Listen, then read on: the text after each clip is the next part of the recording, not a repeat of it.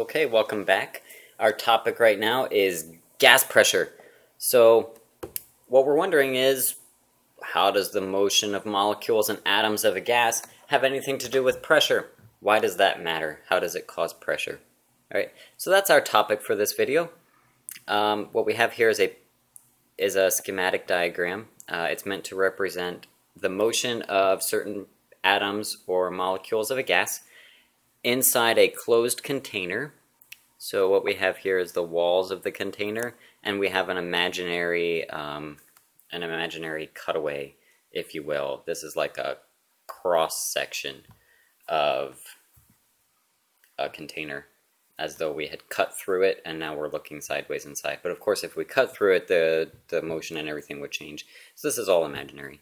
Anyway, so these red lines represent the paths of various particles, and the little trail behind here, obviously the particle, the atom or molecule, is not shaped like a comet, right? So the streak is meant to represent the direction that it's moving and how fast it's moving. Red ones have hit the wall. Interesting. So these red tracks have hit the wall of the container. So you have something that has mass and it has struck the walls of a container. What's that going to cause? Well, it's going to cause a force on the side of the container. A force on the container.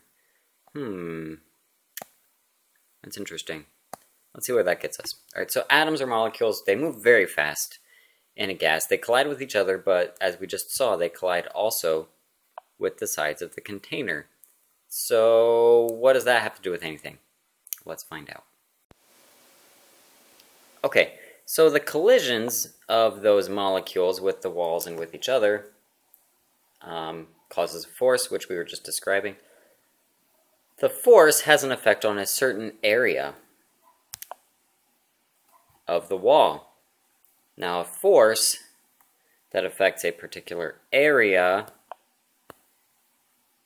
force affecting an area, we already know that's known as pressure, right? Okay, pressure, gas pressure. So we're getting somewhere. All right, you'll notice gas pressure is related to how many molecules or atoms there are. If there are more molecules or atoms, they have to be closer to each other, and they're gonna collide more frequently, both with each other, and also with the walls of the container. All right, so more collisions, that means more force, and it's affecting the same area. So if there's more collisions and more force, that's going to increase the pressure. Dude.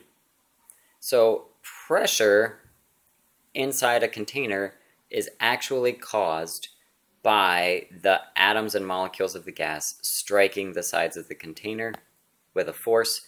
Obviously, any particular collision is a very small force, but you add up billions, probably, of molecules and atoms all striking the sides of the container, that can actually be quite a lot of force, and therefore a lot of pressure. All right, so as the motion of the molecules gets faster, more energetic, for example, if you add more molecules to the same, as we were looking at, more molecules in the same area, that's going to lead to an increase in the number of collisions, an increase in the force, increase in pressure. But the same thing also happens if you, say, for example, decrease the volume of the container. So say we start with a container that has this much volume, and maybe it has like a plunger, like this, a piston, and then we can take that and now change it by pushing in the plunger like this, right? So now we've decreased the volume. Same number of particles, but now they're taking up half the space, so they're much closer together. That's going to cause more collisions both with each other and with the walls of the container. So that's going to be more force on the sides of the container in this situation. So that's going to be more force here on the container, and that means more pressure. All right, so decreasing the volume increases the pressure. All right,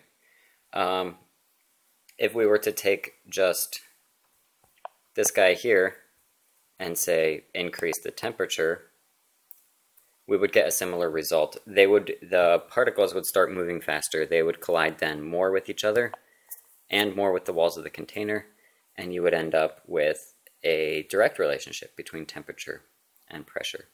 So as temperature goes up, pressure also goes up.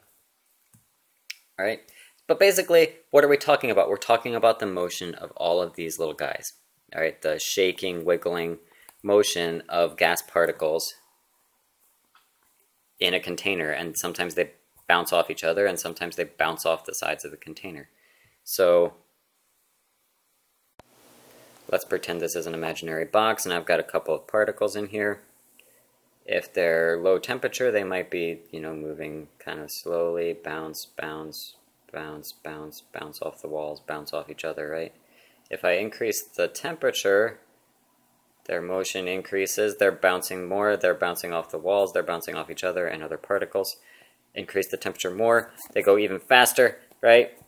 Bam! That's what's happening, and they're bouncing harder and harder off the sides of the wall. Anyway, hopefully that helps you a little bit see what's happening. All right, that's the idea. The motion of the particles is what causes the gas pressure by them colliding both with each other and with the sides of the container. All right? Cool. See you next time.